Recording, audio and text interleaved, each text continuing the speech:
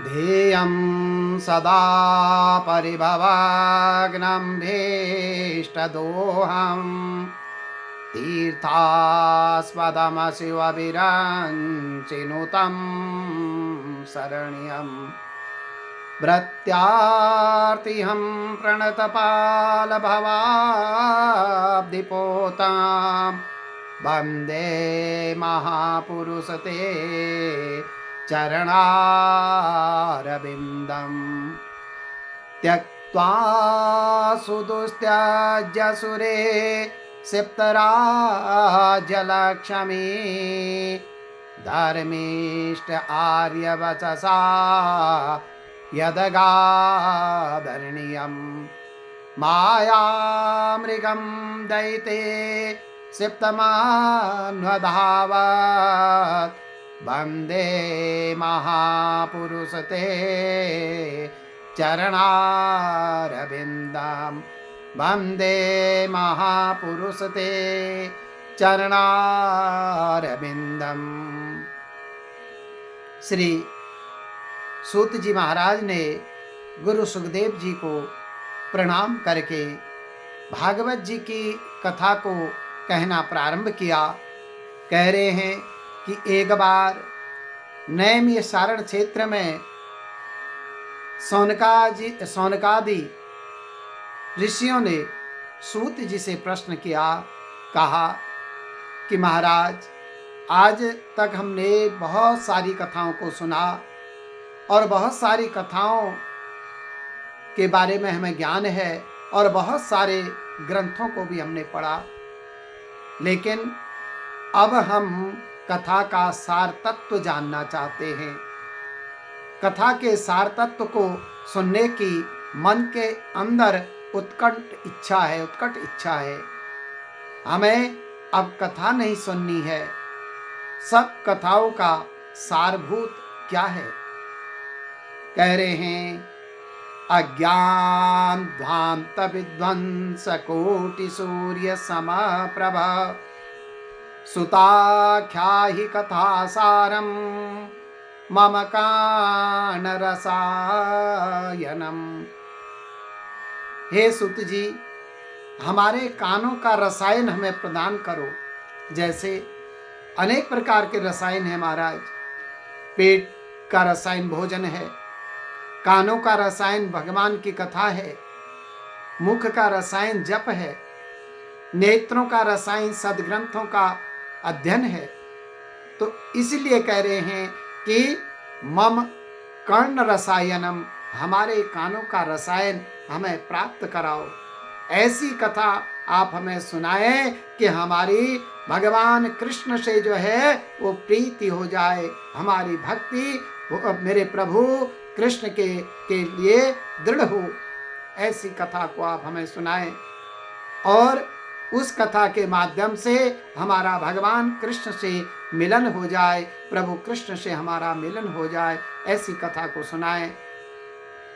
कहते हैं कि जैसे मक्खन सबका सार तत्व है, दूध का सार क्या है? मक्खन है। वैसे ही सबका सार तत्व जो है भगवान कृष्ण है।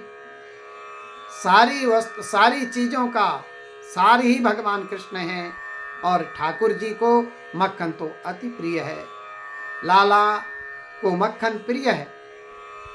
लाला को मक्खन भाए, लाला को मक्खन भाए रे, कुछ और न काम आए रे। मेरे गोविंद को, मेरे कृष्ण को केवल मक्खन ही भाता है। और जिसने मक्खन से प्रभु को भोग लगा दिया तो समझो कि आनंद ही आनंद प्राप्त किया।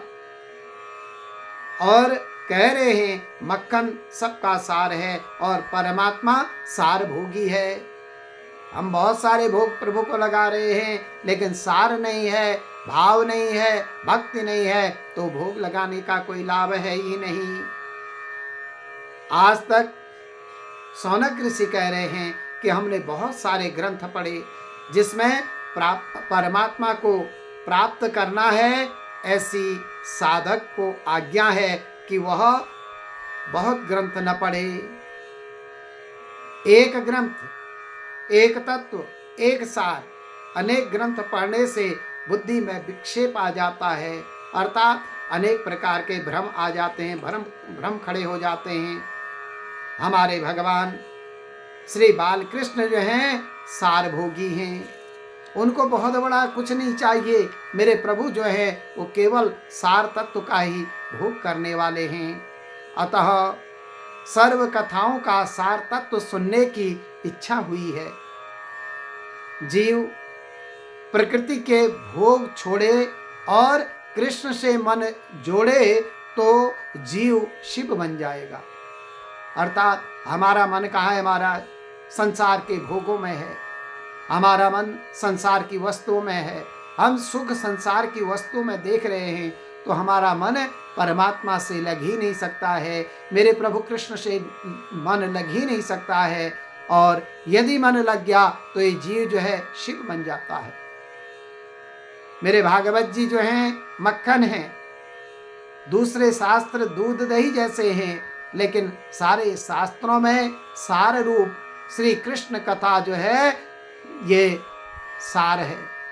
कृष्ण कथा सारे शास्त्रों, सारे पुराणों का, सारे शास्त्रों का सार जो है ये कृष्ण कथा है।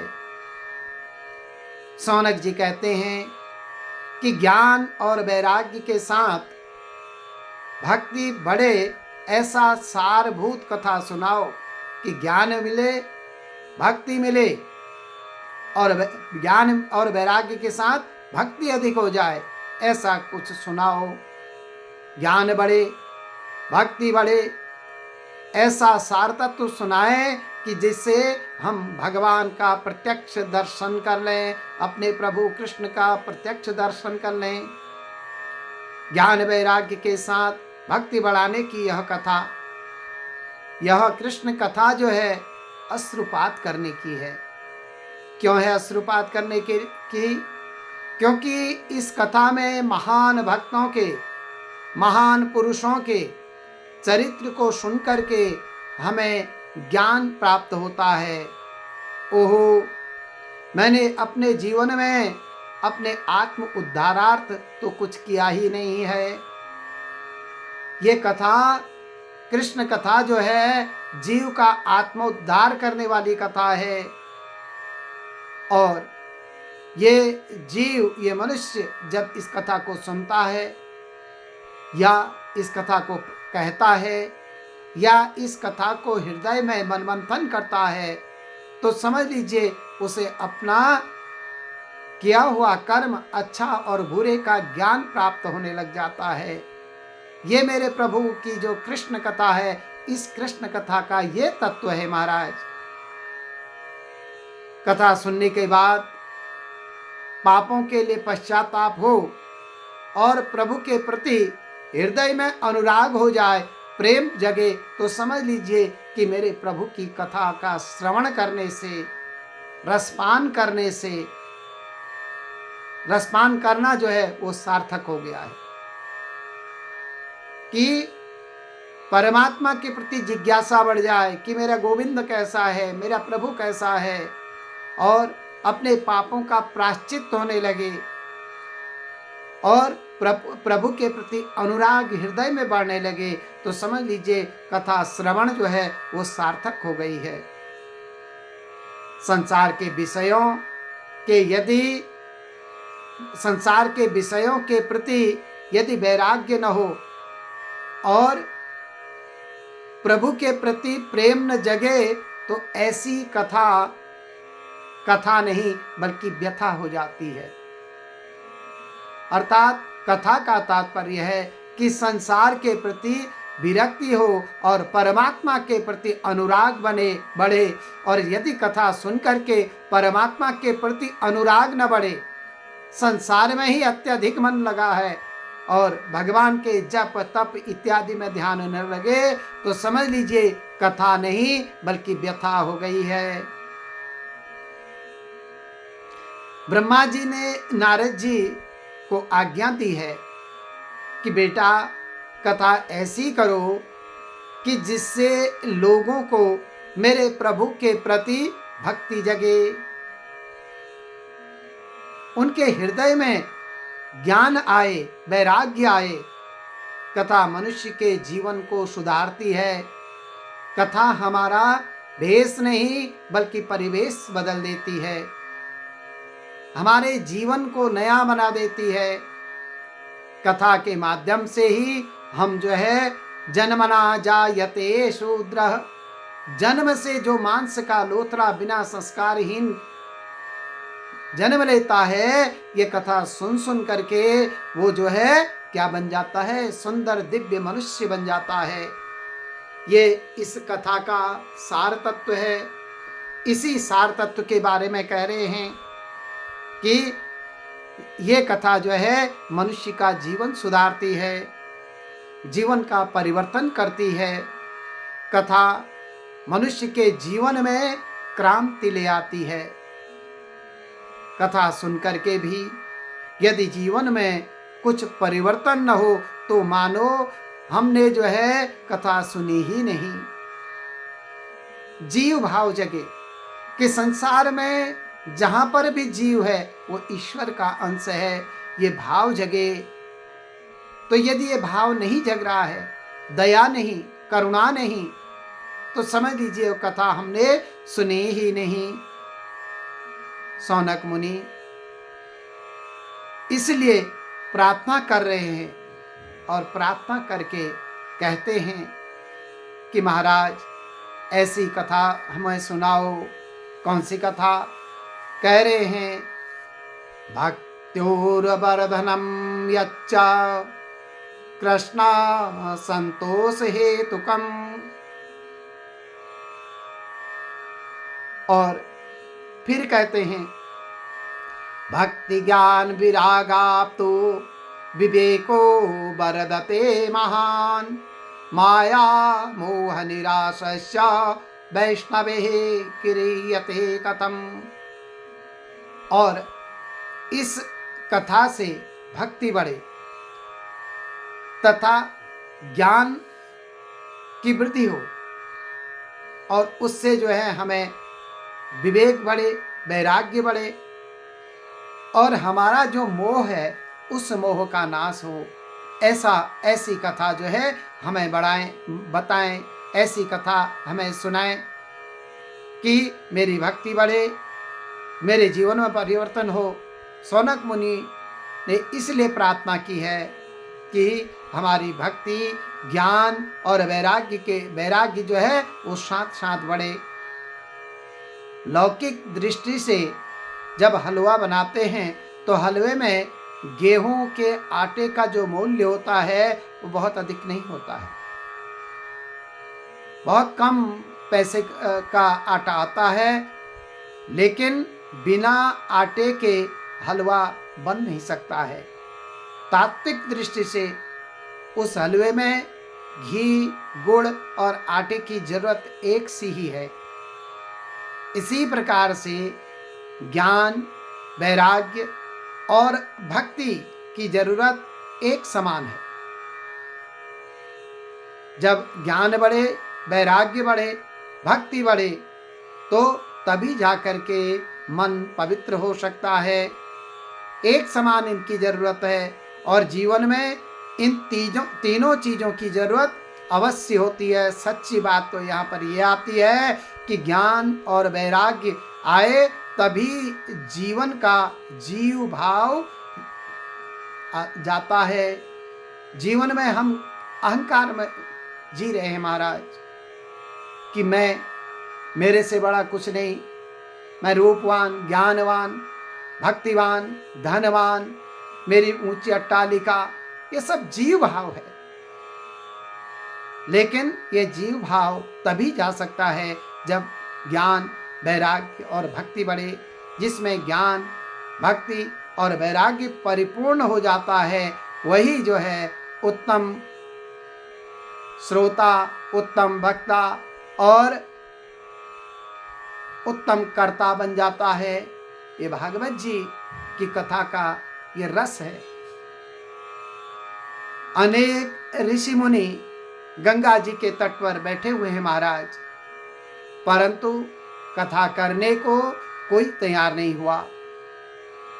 तब भगवान श्री सुखदेव जी को प्रेरणा कि वहाँ जाओ, सुखदेव जी में ज्ञान है, भक्ति है और वैराग्य से वो परिपूर्ण है। तो इस प्रकार से सुखदेव जी को प्रेरणा की गई। भागवत शास्त्र जो है प्रेम का शास्त्र है। प्रेम तो पांचवा पुरुषार्थ है। श्री कृष्ण के प्रेम में देह भान भूले तो मानो प्रेम सिद्ध हुआ। परमात्मा प्रेम को ही अपना स्वरूप कहते हैं।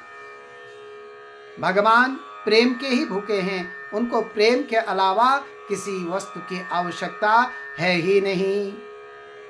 श्री कृष्ण के प्रेम में देह भान भूले तो मानो प्रेम सिद्ध हो गया है कि ये देह, संसार में अहंकार देह भान, देह से ही तो होता है महाराज। मैं ये, मेरा ये सारी चीजें जो हैं ये देह भान की चीजें हैं। तो मेरे प्रभु की भक्ति में जब जीव जो है देह भान को भूल जाता है तो प्रेम सिद्ध हुआ। परमात्मा प्रेम को अपना स्वरूप कहते हैं। ज्ञान मार्ग में जो प्राप्त हुआ उसी का अनुभव करना, भक्ति मार्ग में भक्ति के द्वारा भेद का विनाश होना, और भक्ति मार्ग में भेद विनाश है, ज्ञान मार्ग में भेद निषेध है। ज्ञान मार्ग में ज्ञान से भेद का निषेध करने में आया है। ज्ञान और भक्ति दोनों मार्गों का लक्ष्य एक ही है कि परमात्मा को प्राप्त करना।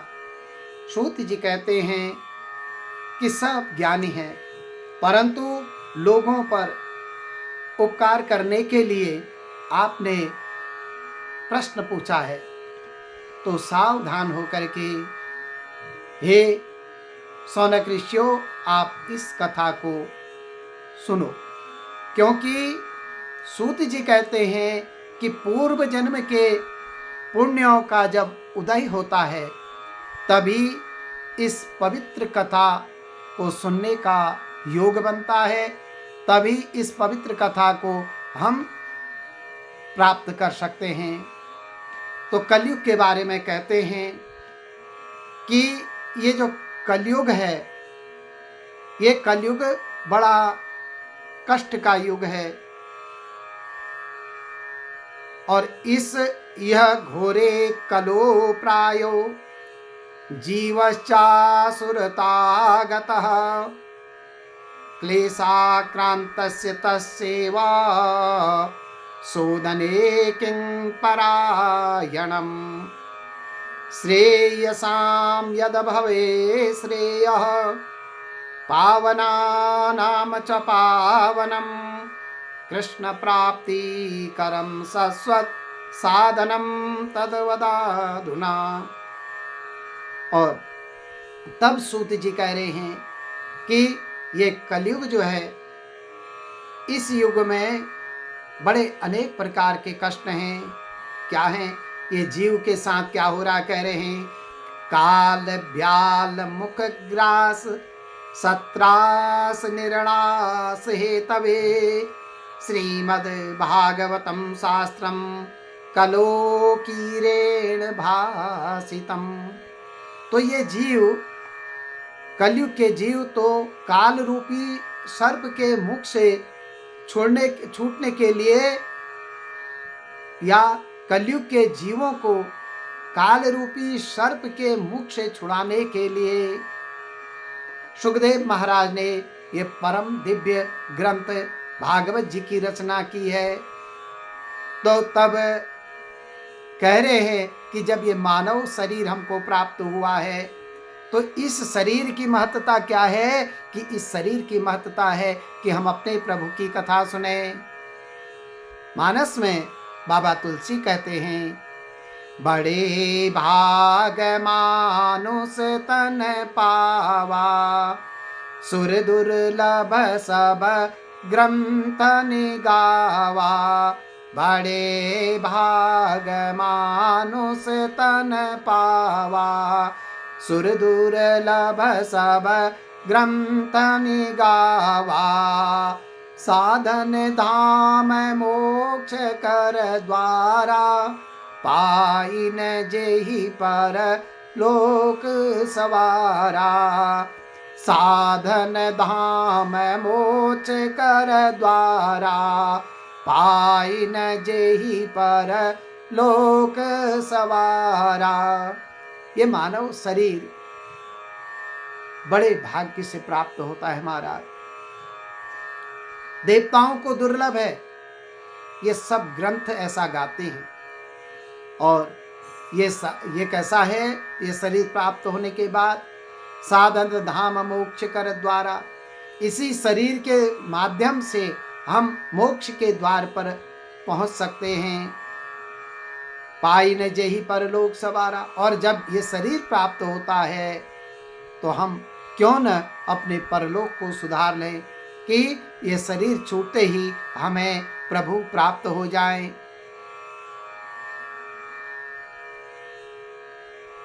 तो इसलिए कहते हैं, सो परत्र दुख पावई, सिर धुनि धुनि पछताई, काल ही कर्म ही ईश्वर ही मिथ्या दोष लगा। सो परत्र दुख पावई, सिर धुनि धुनि पछताई, काल ही कर्म ही ईश्वर ही मिथ्या दोष लगाए। और उसके बाद हम सांसारिक मनुष्य ईश्वर को, काल को, कर्म को दोष लगाते हैं।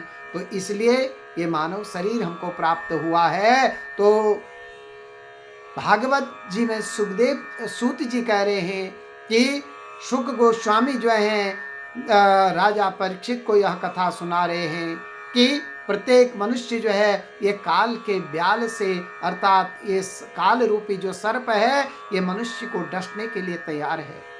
भागवत की कथा इसी काल रूपी सर्प के डसने से मुक्ति देने वाली कथा है, जिसका भय समाप्त हो जाए। जिस समय श्री सुखदेव जी राजा परीक्षित को यह कथा सुना रहे थे, उस समय अमृत का कलश लेकर के देवतागण स्वर्ग लोक से आ जाते हैं। और क्या हुआ, जब परीक्षिते कथां वक्तुं सभायां संस्थिते सुखे,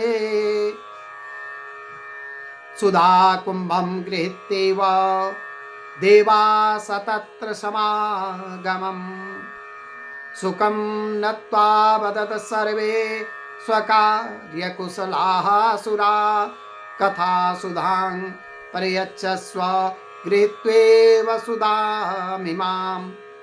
एवं विनिमये जाते सुधाराज्ञा प्रपीयताम्, प्रपाश्यामो वयं सर्वे श्रीभागवतामृतम्। तो जब देवता लोग अमृत का कलश लेकर के स्वर्ग लोक से आते हैं तो कहते हैं कि देवता कि हम इस अमृत के कलश को लेकर के आए हैं और इस अमृत को राजा को दे दीजिए, क्योंकि इनको मृत्यु का भय है। और ये जो कथा अमृत है, इस कथा अमृत को हमको दे दीजिए, हम कथा का पान करते हैं। सुखदेव जी ने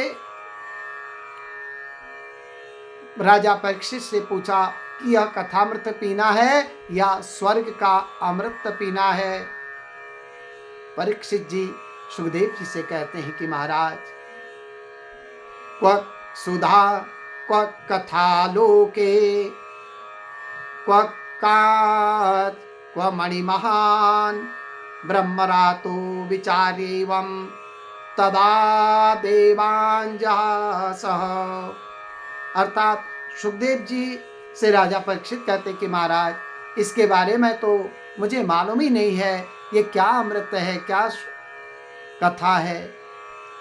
सुखदेव ने कहा कि जो कथामृत है, जो स्वर्ग का अमृत है, इसको पीने से स्वर्ग के सुख मिलते हैं, परंतु स्वर्ग का जो अमृत है दुख मिश्रित है।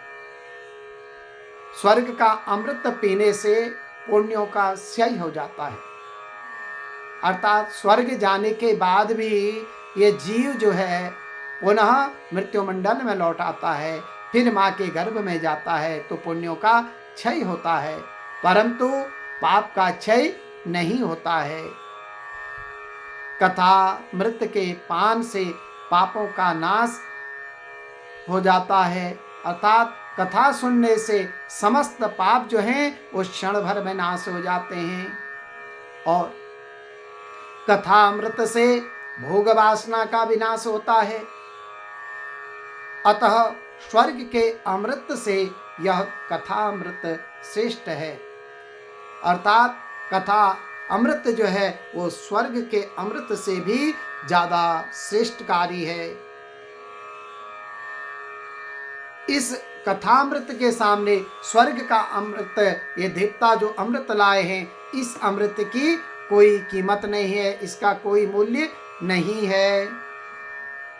कथामृत से भोग वासना का विनाश होता है, अतः स्वर्ग के अमृत से कथा अमृत जो है वो श्रेष्ठ है। कथा सुनने से समस्त भोगों का, वासनाओं का, पापों का सब क्षय हो जाता है। इसलिए भागवत जी की कथा बार बार, एक बार नहीं बल्कि बार बार सुननी चाहिए। और कहते हैं अतः स्वर्ग के अमृत से यह कथा अमृत अत्यधिक श्रेष्ठ कर है। सनत कुमार ब्रह्मलोक में रहते थे, एक बार वे भी इस कथा का आनंद लेने के लिए इस भारत भूमि में आए। इससे लगता है कि ब्रह्मलोक में भी इस कथा के आनंद जैसा कोई आनंद है ही नहीं, अर्थात ये जो भागवत जी की कथा है ये ब्रह्मलोक में भी नहीं है।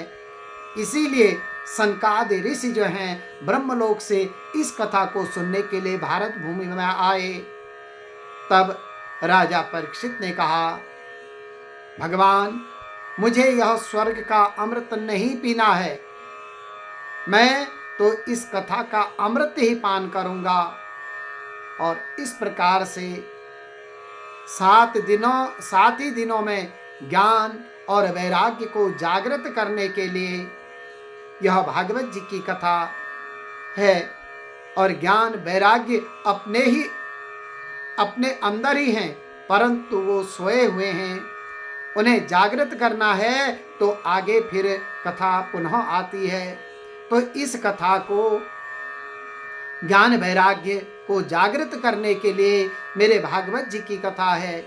इसलिए हम सांसारिक जितने भी मनुष्य हैं, हम सभी मनुष्यों ने बार बार भागवत जी की कथा का रसपान करना चाहिए, जिससे कि हमारे अंतःकरण पवित्र हो जाए, हमारा ज्ञान जगे, हमें वैराग्य हो और ईश्वर के प्रति हमारा अनुराग बढ़े। यही इस कथा के श्रवण, जो आगे कथाएं आएंगी उस श्रवण का ये लाभ है।